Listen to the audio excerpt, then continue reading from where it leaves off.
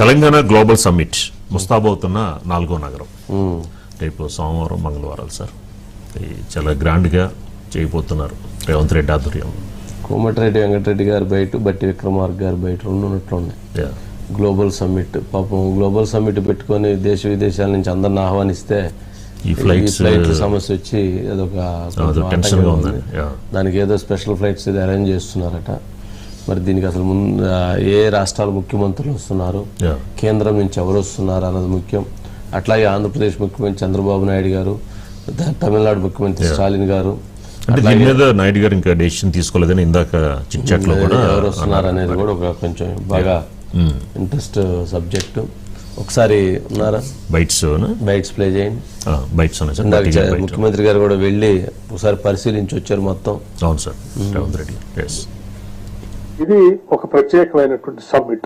తెలంగాణ రాష్ట్రానికి సంబంధించి ఇంతవరకు ఎప్పుడు జరగనటువంటి సమ్మిట్. ఈ ఎకనామిక్ గ్రోత్ ఏదైతే ఉందో అది ఈ రాష్ట్ర ప్రయోజనాలకి పెద్ద ఎత్తున ఉపకరిస్తుంది. కాబట్టి ఈ ఉపకరించే కార్యక్రమంలో రాష్ట్ర ప్రయోజనాలు కోరుకుని మనందరం ఎవరి స్థాయిలో వారు ఈ ఎకనామిక్ సమ్మిట్ విజయవంతం కావటానికి ఆ సమ్మిట్ లో విరివిగా అందరూ పాల్గొని ఈ విజన్ 2047 సంబంధించిన పత్రాలు రిలీజ్ చేసే సందర్భంగా ఆ విజన్ ద్వారా నాయకుడు విజన్ ఉన్న ముఖ్యమంత్రిని కలవడం. గతంలో వారు ముఖ్యమంత్రిగా ఉన్నప్పుడు హైటెక్ సిటీ ప్రారంభించి విజన్ 2020 డాక్యుమెంట్ ఇచ్చినప్పుడు చాలా మంది నమ్మలే. అప్పుడు నేను కూడా ఎమ్మెల్యే ఉన్నా, ఇది సాధ్యమా అన్న.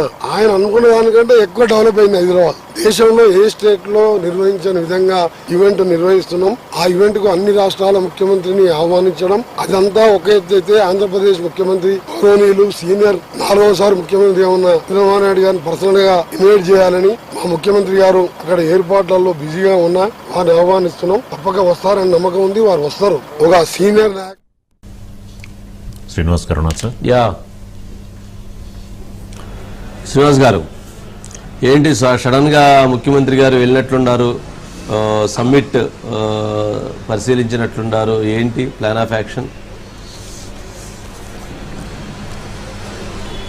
ముఖ్యంగా గ్లోబల్ సమ్మిట్ను అంతర్జాతీయ ప్రమాణాలతో నిర్వహిస్తున్నారు. ఈ తెలంగాణ రైజింగ్ 2047 అనే దాని ఉద్దేశంతో ఈ లక్ష్యాన్ని పెట్టుకొని 2 రోజుల పాటు ఫ్యూచర్ సిటీలో నిర్మిస్తున్నటువంటి ఈ సమ్మిట్కు భారీ స్థాయిలో ఏర్పాట్లు జరుగుతున్నాయి. ఏర్పాట్లను పరిశీలించడానికి స్వయంగా ముఖ్యమంత్రి వచ్చి ఈ సాయంత్రం అక్కడ ఉన్నటువంటి ఏర్పాట్లను అన్నిటిని పరిశీలించారు. కొన్ని చోట్ల అంటే పూర్తిగాని వాటి మీద కూడా దృష్టి పెట్టండి, యుద్ధ ప్రాతిపదికన ఏర్పాట్లు చేయాలని చెప్పాడు.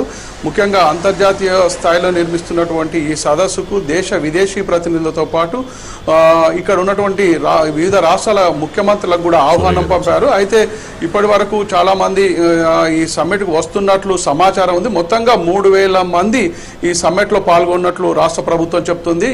ఇటు పారిశ్రామికవేత్తలు, వ్యాపారవేత్తలు, అదేవిధంగా ఐటీ దిగ్గజాలు, ఈ వివిధ కంపెనీలకు చెందినటువంటి ప్రతినిధులు కూడా పాల్గొంటున్నట్లు రాష్ట్ర ప్రభుత్వం చెప్తుంది. 2 రోజుల పాటు జరిగేటువంటి ఈ సదస్సులో మొదటి రోజు 2 సంవత్సరాల్లో రేవంత్ సర్కార్ చేపట్టినటువంటి అభివృద్ధి సంక్షేమ పథకాలను వివరించడంతో పాటు ఇతర అంశాల మీద దాదాపుగా 27 అంశాలకు సంబంధించినటువంటి వాటి మీద వివిధ శాఖలకు సంబంధించిన అధికారులతో ఇటు వచ్చిన ప్రతినిధులతో సదస్సులు నిర్వహించి వాటికి సంబంధించినటువంటి డాక్యుమెంట్ను కూడా ప్రదర్శించే అవకాశం ఉంది. రైట్.